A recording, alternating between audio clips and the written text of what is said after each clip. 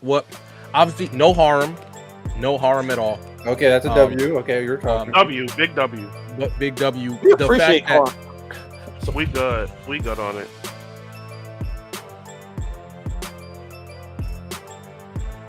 Okay, W intro for Jiro. But yeah, I do have a clip that I want to play, but I could play that after you talk about your agenda random. so Santo was on it. He's the one who called it out before anybody else. But failure frame as the Isekai guy, it's a I actually read the manga, so I'm already caught up on the manga. Failure frame is very good. It's going to be obviously we got the main Isekai this season with slime, even though that half episode really pissed me off.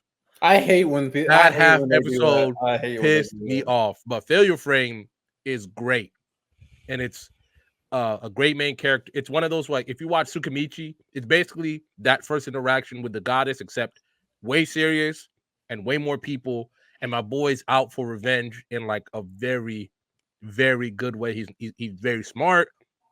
His powers are very unique. I think the world so far is pretty good.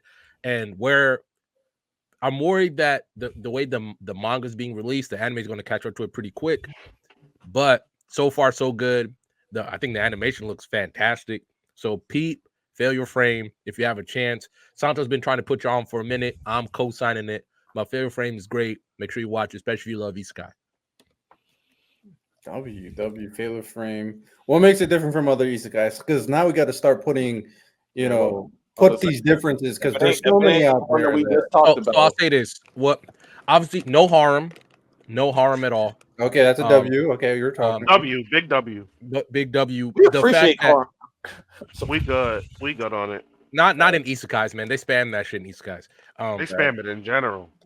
But his powers. So he's I can't really call him OP, but he has like you can call him debuff powers. So he paralyzes. He does things like that, and he combines the powers. Like he's smart enough that he combines his powers very well to defeat enemies, especially so. Now you already know that he's like a bullied kid, but he's like a bullied kid, and then he goes into they get isekai with his class, and he's the one that has the trash powers, right? And then the goddess says, "I don't need you," so he banishes him to like basically he banishes. It's like if in Elden Ring, that tarnished gets banished to fight the Elden Beast, basically at level 1, and he just makes it out of there. And the last thing he says, like, he's like, "You better hope I die in there." Because if I see you again, it's raps. And legitimately, you watch him build his way up, and he's defeated certain people that legitimately change how the world works.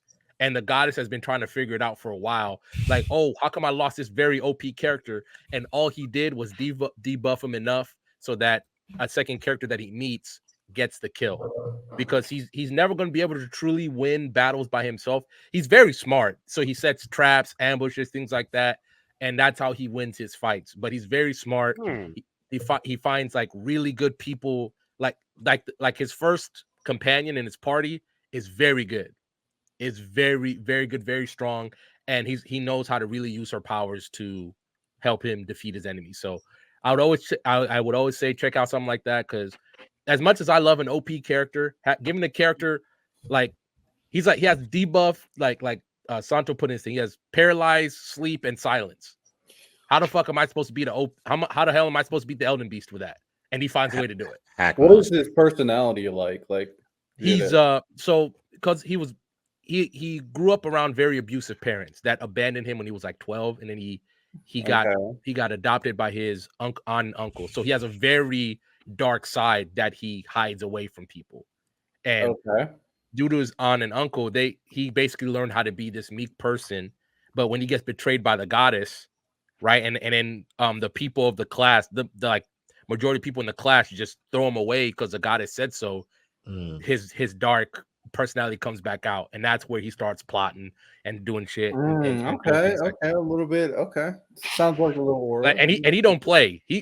If you like, for instance, when he beats one of the OP guys in the universe, he debuffs him, and you think like that's one where like, oh, in every other Isekai, the main character walks away, the villain's not dead. No, he comes back and he basically like double taps him, make sure he's dead, and then Like, for instance, I shared a thing on our Discord where a serial killer breaks into Alfred's house, into the Wayne Manor, because he's trying to kill Bruce Wayne. Alfred's there, and then the guy's like, "Man, you're the butler. You ain't shit." And then Alfred kills him, Come on, bro. shoots him in the head, double taps him on the ground, walks away to wipe Goddamn She-Hulk. wipe the blood, comes back, double taps him again to check that he's dead, and then sits down in a chair and starts drinking.